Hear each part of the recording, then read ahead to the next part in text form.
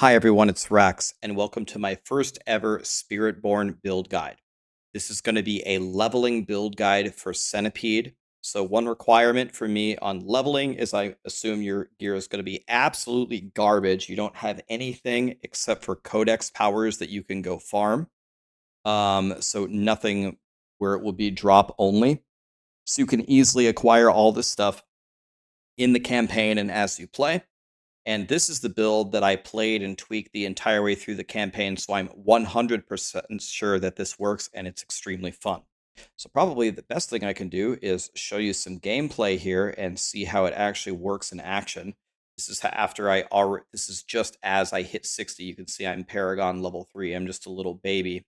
But essentially, the main idea here is I just try to take all the poisoning skills with the poisoning powers, and I just run around and just try to poison everything to death, and it absolutely works. This build seems to be pretty god tier at AoE. The more elites around it, you can see them just poisoning everything. And everything's getting feared, everything's getting slowed. I'm getting healed. It feels pretty good to just be completely in control of all of these monsters and just dominating them. It's not going to be as fast as a pure eagle build. It's not going to be as quick to attack as like a jaguar build, stacking the maximum amounts of ferocity. Although we do have some jaguar in this build. But another really nice thing about it, if you'll notice, is I always have a barrier up. So we're going to take the gorilla power to always have the barrier. And honestly, in all the build guides, the leveling build guides that I'm going to make, Gorilla Jaguars seem to be one of the best ways to use the class mechanic, which I'm going to explain. But you can see here, I'm just running around torching everything, and they have absolutely no chance. I just hit 60. I don't have any special gear here whatsoever. In fact, I purposely made my gear exactly like, kind of the leveling build would be. It is only normal difficulty, but I went and cleared Torment 1 hit clear right after this, and it was no problem. So I've really got no issues here. So let's jump forward here and let's see what happens on the boss. Okay, there's the giant centipede. Wait, is the boss already dead? What happened? All right, here we go. Let's see the boss fight here. And let's see how the boss does against me. All right, so we put up all our poisons. There goes the centipede. All right, where did the boss go? Did he burrow underground or something? All right, there he is, and we attack, attack, attack. Okay, you can see he's getting absolutely fried. Okay, he's running away from me. It's honestly a good idea because you got no chance. And he comes back up. We activate our little soar, and he's gone. No problem.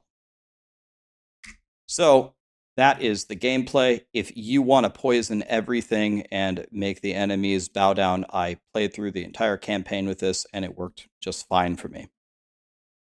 So let's look at the legendary powers first. So one kind of drawback about the Spiritborn in general as it's first launching is there actually aren't a ton of choices available for powers in the codex.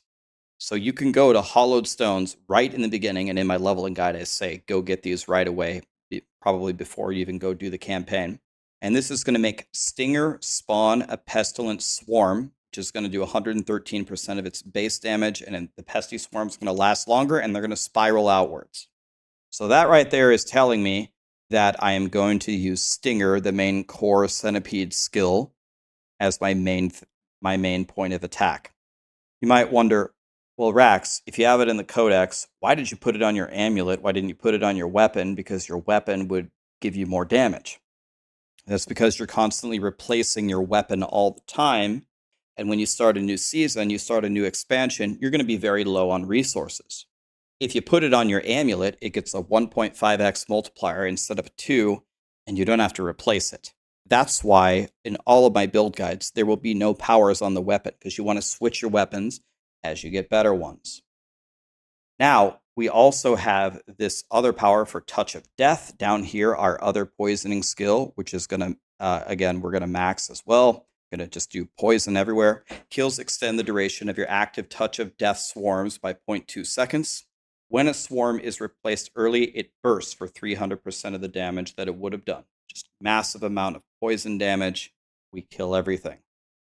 And then finally, one of the old school dungeons, if you want to go get this as well, Champion's Demise will give you Umbral.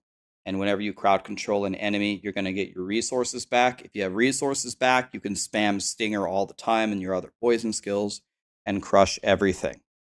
So the really good things here are going to be kind of the normal things. Dexterity is the main way that Spirit is the main stat that Spiritborn scale. So dexterity everywhere. Life, armor is very good early if you can get that. Movement speed, and anything with stinger size, chance for Stinger to do an extra hit will be your tempers. And over here you can pick up Centipede damage and things like that. All of the things that you would expect. Now, the rest of this tree is actually not exactly right because they changed the tree. They gave us some more really cool options. So I'm pretty sure the Maxroll planner will be updated. So I'll update the planner and the link will be down below for you. But essentially all we've done here is we've taken our generator and we picked this upgrade because it makes them do 20% less damage to stay alive. Then we took pretty much all of the poison skills with all of the upgrades. It's going to give you more vigor. It's going to give you more damage to crowd controls. You don't really need any crazy rotation while you're leveling. Just spam all of your poison stuff. This is going to give you increased poisoning damage whenever you've healed. Then, of course, we're going to max the Centipede. The obvious choice here for the key passive is Noxious Resonance. This is the one that where critical strikes are going to do 100% of the poisoning damage as direct poisoning damage. We do more poisoning stuff. Whenever you have an ultimate, you can go on this side of the tree, and it's going to give you a bunch of multiplicative damage. This is also going to give you the stacks of supremacy, which are going to give you more multiplicative damage. After this, you can actually get your ultimate Centipede skill pretty low. So this is going to be a good chunk of Unstoppable. And then you have this, which is going to allow us to cast our Touch of Death. If we cast it right before the ultimate, then our ultimate, we're going to be able to cast it up for free 3 times in the next 5 seconds. So you can spam this over and over and over. And then with this, whenever the swarm is replaced early, it bursts for 300% damage, and then everything dies. Really, the only thing that's a little bit weird here is, well, it's not weird, but not Centipede-based, is Soar, and Soar is there for mobility. And you can pick either one of these. I took the one that continues to make enemies vulnerable, because vulnerable is such a nice damage, additional damage. Or you can take the Unstoppable if you're getting crowd controlled all the time and you're annoyed by it. Now, let's look at the class mechanics here. If you watched my Spiritborn overview, this is going to make a lot of sense. But essentially, the first thing that you pick is going to make all of your skills whatever animal that you pick in addition. So everything that we're picking is already pretty much all Centipede, because it's all poison. This gorilla will make everything also gorilla skills. And that will allow us to take these passives, where they give us 15% increased max life, and then it's going to deal multiplicative damage to knock down enemies and has a chance to execute non-bosses. The main reason why I think Gorilla is so strong while leveling, especially after trying a lot of it, is it's very hard to die if you pick Gorilla. It says casting a Gorilla skill, which from the bottom, everything is a Gorilla skill. It grants you a barrier for 5% of your maximum life. That's why you saw in that footage, my barrier is always up. So when things are going tough, when you're not feeling too strong or you're trying to work in your way and you're building up your character, I mean, if they can't kill you, you always win. And the gorillas seem to do that. I don't know if I had a single death after I put on the gorilla power, whereas I was dying a couple of times with some of the other things on some of the harder content. Makes you almost unkillable. The reason why I like the Jaguar so much is it's just a way to gain ferocity. And if you didn't watch my other video, ferocity is attack speed, stacks of 5% attack speed.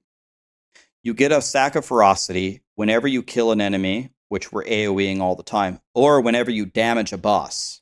So that's going to give you essentially maximum ferocity on a boss. That's huge. Because that attack speed is just letting you generate so much of your resource, so much of your vigor, which is the name of the resource for the Spiritborn, which lets you cast your stingers over and over and over because it's kind of expensive, which triggers your pestilent swarms. And it just ramps, and it just ramps. And then they really can't kill you because you have Gorilla. And then you have this really nice passive, which gives you 15% of your additional life. So I like to make builds, if you haven't noticed, that are pretty balanced. It's not like the fastest eagle leveling build you'll ever see, but the AoE is really good, and they really can't kill you. And it's stacking this ramping poison damage, and your damage goes way up when your Centipede comes out, and then when you can spam the touches of death.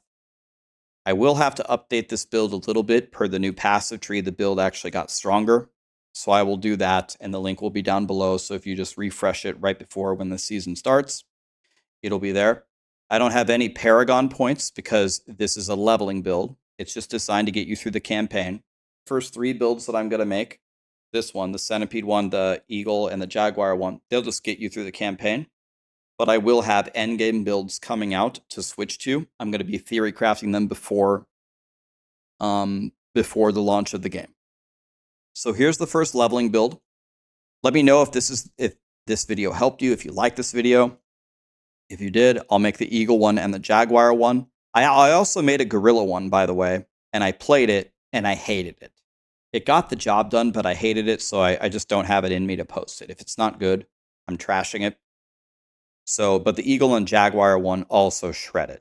So I'll make those videos for you as well. And yeah, it's going to be a lot of fun. So let me know if you like this video, and many more Spiritborn build guides are coming. Especially the endgame ones, they get pretty damn crazy. You can go get these 3 codex powers right away, slap them on your gear, and you're going to be frying. Trust me, I just did the entire campaign with it.